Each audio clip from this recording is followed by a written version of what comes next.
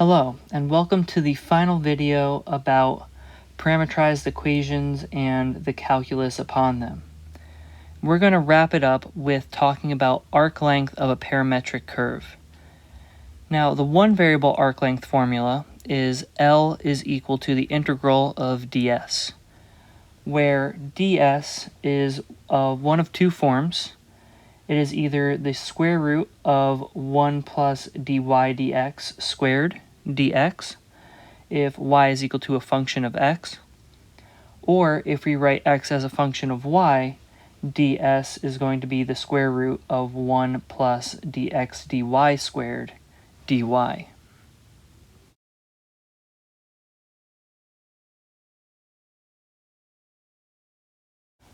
Now let's move on to converting this single variable thing, like we've been doing, into a parametrized thing.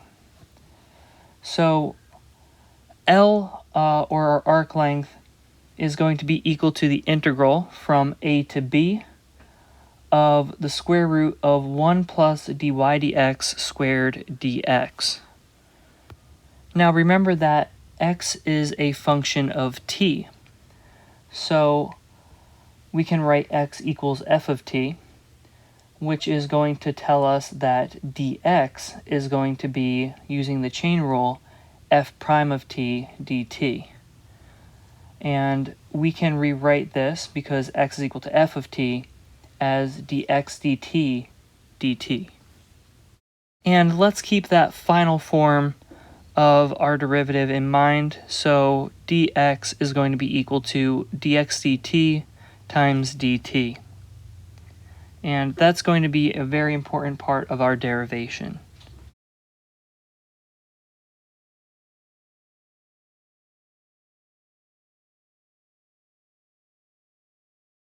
And finally, before we move on, let's recall that dy dx is equal to dy dt over dx dt.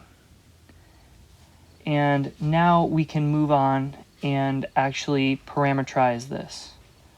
So instead of our x bounds from a to b, we're going to have our t bounds from alpha to beta. So L is going to be equal to the integral from alpha to beta of the square root of 1 plus dy dt over dx dt squared times dx, which is either f prime of t dt, or that final form that we wanted to keep in mind, dx dt times dt. Now let's get a common denominator inside of our square root. So integral from alpha to beta, square root of dx dt over dx dt squared plus dy dt over dx dt squared. And then let's go ahead and pull that denominator outside of the square root. So we're going to get the integral from alpha to beta of 1 over the absolute value of dx dt, and then inside the square root we're going to have dx dt squared plus dy dt squared, and at the end dx dt dt. And since we're tracing alpha to beta left to right, we can actually remove the absolute values on dx dt. And canceling out the dx dt's, what we're going to end up getting is just the square root of dx dt squared plus dy dt squared dt.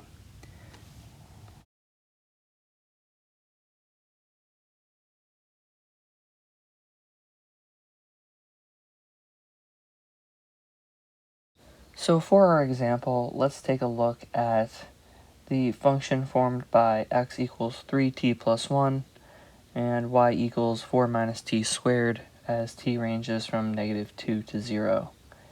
And we want to find the arc length of this. So length is going to be equal to the integral from alpha to beta of dx dt squared plus dy dt squared dt. So now we just have to identify what our components are. So what's alpha, what's beta, what's dx dt squared, what's dy dt squared, and what's dt?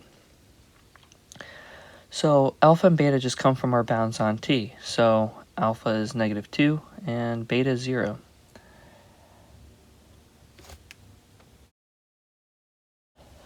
Now dx dt is just the derivative of 3t plus 1, so that's just going to be 3.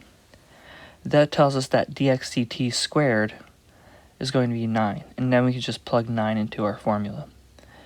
And dy dt is going to be -2t, and that tells us that dy dt squared is 4t squared.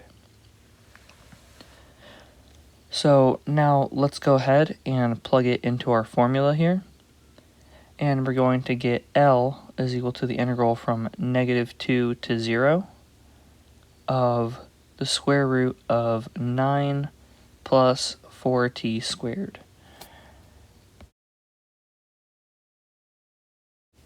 Now, we can't directly evaluate this integral, but we know that it's of the form a squared plus u squared, which means we're going to do a tangent trig substitution.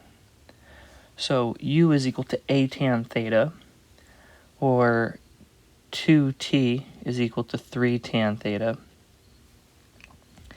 And so tan theta is equal to 2t over 3.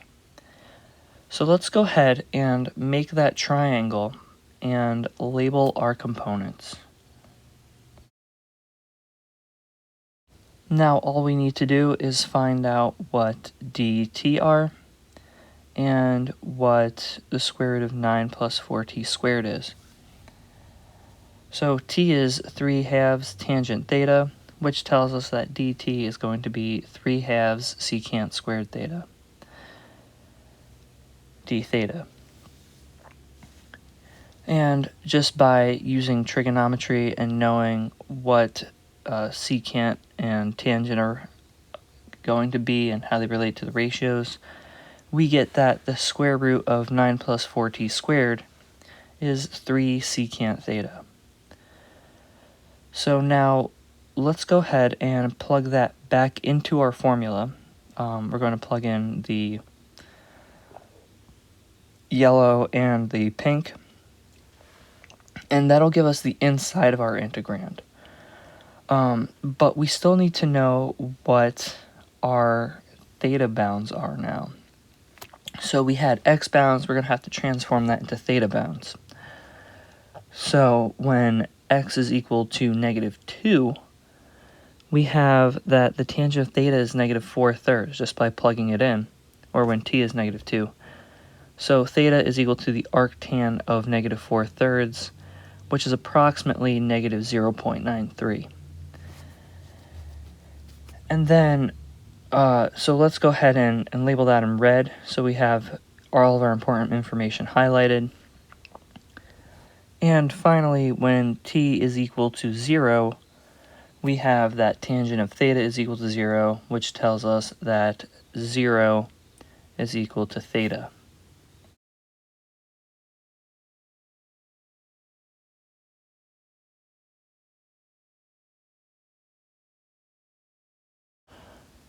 So now we can set up our final integral that we're going to integrate.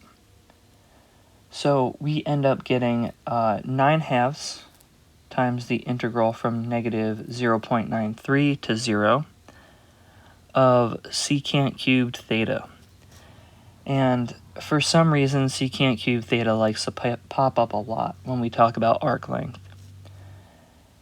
But we can go ahead and integrate it and go through all the steps, remembering that the integral of secant cubed theta is 1/2 secant theta tangent theta plus the log of the absolute value of secant theta plus tangent theta. Next, we're just going to plug in -0.93 for theta, and then subtract theta equals 0, and then multiply it by 9/4, which is our new constant, and we get 7.5 as an approximate length of our arc. In the next few videos, we'll be taking a look at another way of representing Cartesian coordinates, or things that we can't normally look at with just x's and y's. we'll be looking at how to use polar coordinates to find arc lengths, find areas, and look at their derivatives as well. So until next time, thank you for watching.